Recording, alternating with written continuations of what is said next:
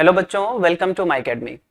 बच्चों, अगर हम केमिस्ट्री में बात करें तो एनसीईआरटी में 11 चैप्टर्स कंप्लीटली रिमूव कर दिए गए हैं। और अगर हम बायोलॉजी में बात करें तो वहां पर भी 6 चैप्टर्स हैं जो पूरी तरीके से हटा दिए गए हैं। अब बच्चों के दिमाग में ये डाउट आ रहा है कि सर क्या नीट के सिलेबस पे कोई इफेक्ट आएगा। फिजिक्स में बात करें तो कोई भी चैप्टर कंप्लीटली रिमूव नहीं किया गया है, यानी कि 17 चैप्टर्स केमिस्ट्री और बायोलॉजी में रिमूव कर दिए गए हैं।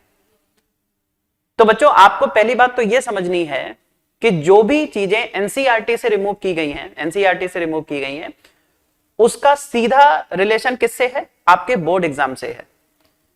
यानी कि आप ये कह सकते हो कि बोर्ड एग्जाम का सिलेबस रिड्यूस हुआ है, यानी कि बोर्ड एग्जाम में उन चैप्टर से क्वेश्चन नहीं पूछे जाएंगे। ठीक है, तो एनसीईआरटी का रिलेशन किससे हो गया? आपके बोर्ड एग्जाम से हो गया।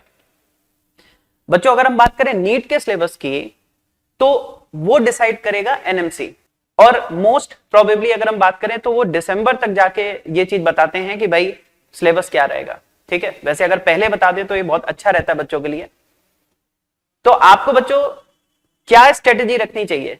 पहली चीज, अगर हम देखें अभी तक का जो रहा है कि जैसे आपको पता है बच्चों, सेक्शन ए और सेक्शन बी बनाया गया था और एनएमसी ने यह भी कहा था कि जो भी सिलेबस रिड्यूस होता है अलग अलग बोर्ड एग्जाम्स में, ठीक है, उसको अगर हम बैलेंस करने की कोशिश करें तो उसके लिए उन्होंने सेक्शन बी बना दिया था कि भाई 15 क्वेश्चंस रहेंगे, उनमें से आप कोई 10 क्वेश्चंस कर दीजिएगा।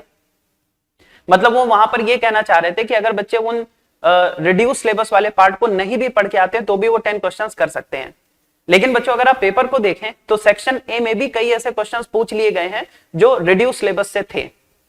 ठीक है, तो इस चीज को बिल्कुल दिमाग में मत रखिए, ठीक है, कि जो सिलेबस बोर्ड एग्जाम से रिड्यूस कर दिया गया है उसको हम बिना पढ़े नीट एग्जाम में चले जाएं, बिल्कुल नहीं है। ठीक है, तो एनसीईआरटी को आप वहां के लिए रेफरेंस नहीं मान सकते। ठीक है, कि एनसीईआरटी से हटा दिया गया तो नीट में नहीं आएगा। ठीक है, वो चीज कौन डिसाइड करेगा? एनएमसी डिसाइड करेगी। और वो कब डिसाइड करेंगे, कब बच्चों वो चीज सिलेबस बताई जाएगी, वो भी हम नहीं कह सकते। ठीक है, तो इसके लिए आप एक अप्रोच तो बच्चों ये रख सकते हो, जो ये 17 चैप्टर्स बायोलॉजी और केमिस्ट्री में एनसीईआरटी से रिमूव किए गए हैं, इनको आप बाद में पढ़ लेना। पहले उन चैप्टर्स को अच्छी तरीके से तैयार कर लीजिए, ठीक है, जो चैप्टर्स एनसीईआरटी में हैं। उसके बाद तब तक मान लीजिए नीट का सिलेबस भी आपको पता चल जाएगा।